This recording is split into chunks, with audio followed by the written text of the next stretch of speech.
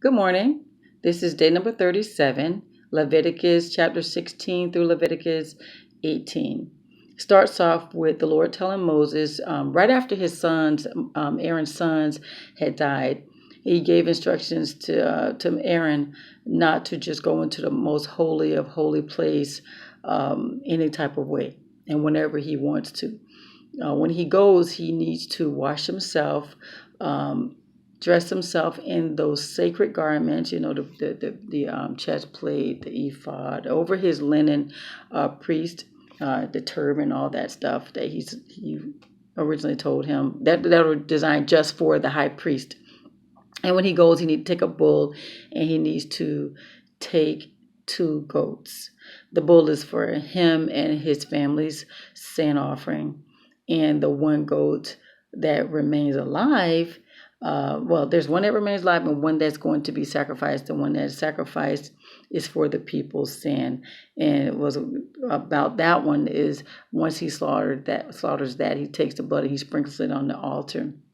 The one that remains alive, that one, Aaron lays his hands on the goat and he confesses all the sins of the people of Israel.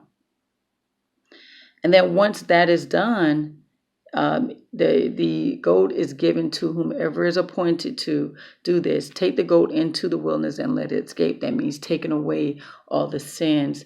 And once that is done, and Aaron has done his burnt offerings, Aaron goes back into the most holy, removed his garment, the sacred garments, and they stay there. And then he washes himself, and then he dresses in his regular clothes. But it's amazing that one person takes away, and just by him laying his hands on that goat and confessing those sins and that burnt offerings and all that. Okay, the next thing that's covered is the drinking of blood. We are not to drink the blood of animals in those days. I don't know if that exists now, but back in the day, they didn't allow vampires. If you drink the blood of an animal, then you would be cast out of the community. Okay, and so this is the thing. This is the one thing I really do like about what I had to write this down because I wanted to say it exactly how I read it. It is the blood given in exchange for a life. Period. That's it. It is the blood that is given in exchange for the life. I wrote it down just so I wouldn't forget to say it. And so, yeah, back in the day, they had to slay that or slaughter that goat, and then they had to sprinkle that blood on that altar. So keep that in mind. That one blood that is given for life, and y'all know where that leads to. And this is again in the Old Testament. And so, and then it goes in after that to talk about when the Egyptians had a custom, and the Canaanites were there going to have custom, a way of life, the way they did stuff.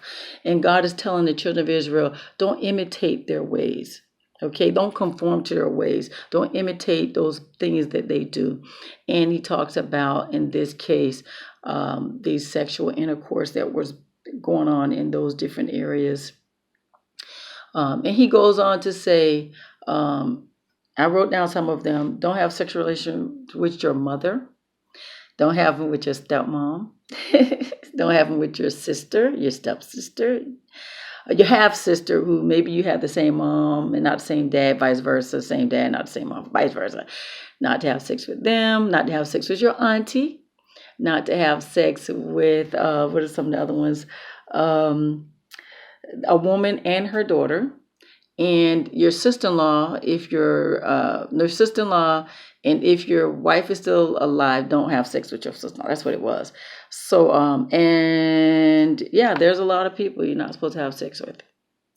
And you're not supposed to have sex during the menstrual cycle of the female. And same-sex marriage, same-sex, sex, male and male, not supposed to do that. And no animal sex. Yeah, they talk about sexual intercourse and the sinful acts that we're not supposed to partake in, doing what the other people do, the people of those areas like Egyptians and the Canaanites. Don't take on their behaviors. God says, I want you to follow my laws, my decrees, my precepts. So, yeah, that's basically it. Um, that's it, really. That's all it really talks about. But it's interesting to read and just read and see the details of it all. God has a reason why he says not to do certain things. A lot of people say he has a lot of rules, but it always leads to love. And I believe a lot of these things that God is telling us not to do is to keep us clean and healthy and as well. So just read the word, get in there, ask God for understanding. I don't know it all. I'm still learning it. I'm always learning. I find that I'm always learning. I don't know it all. A lot of times I'll be sitting up doing some type of work, and God will reveal some understanding of certain things. And guys, a lot of stuff that we live today now, a lot is based on tradition. For instance, the drinking of blood. I don't know if he still feels that way.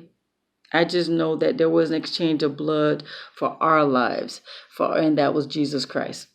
Okay, and as far as the sexual relations, I believe that still, applies. So I don't know. I'm not judge. I'm not jury. God is the judge. If you're confused about those things, ask God to help you to understand. Open your eyes with full understanding and give you peace about any decisions you make. And we can be automatically rebellious. We're born rebellious. And as we grow, we ask God to help us with our stubbornness and our rebellion. So a lot of times we hear stuff and we've done certain things that God is not pleased with. If we've done certain things, ask God for forgiveness. If we have a hard time breaking away from that thing, we ask God to help us with that as well. Okay, but God is a personable God, and if we truly want to do His will, we have to ask Him to help us. The greatest miracle you're going to ever see is what He does in you, what He does in your mind, what He does in your heart. So if you have a strong desire to do something that you find is God is not like it, instead of getting all upset and rebellious about it, ask God to convince you.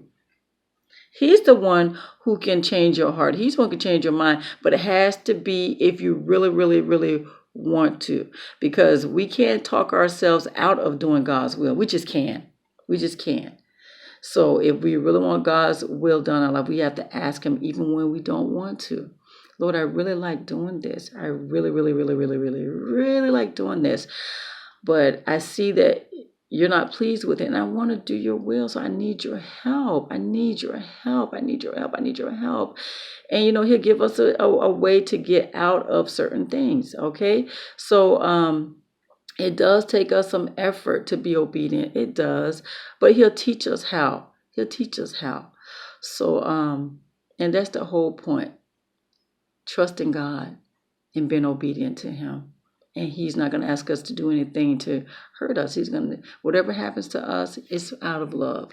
Whatever He tells us to do is out of love. Even though it hurts sometimes, because I'm like, oh my God, do I really have to like that person? Oh my God, do I have to be around that person? Yes. Yes. I want you to show that person some love. I want you to, be the light for me. So, and it could be hard sometimes, guys. I'm not gonna lie. But if you have to do something, ask God to give you the right spirit, because you don't want to do it grudgingly. You want to be genuine. So you ask God to help you to be genuine, give you the heart to do it genuine. It's hard for me to be a phony. I just can't. So I have to really ask God, and sometimes I have to fast. I'm not even joking with you. It's because I want to do it genuine from my heart and not out of, okay, it's the right thing to do. No. Okay, so anyway, that was day number 37, Leviticus chapter 16 through 18. And guys, we're doing this. We're almost done with Leviticus. Oh my God, then we're going into Numbers. We got this. We got this. Okay, you have a blessed day.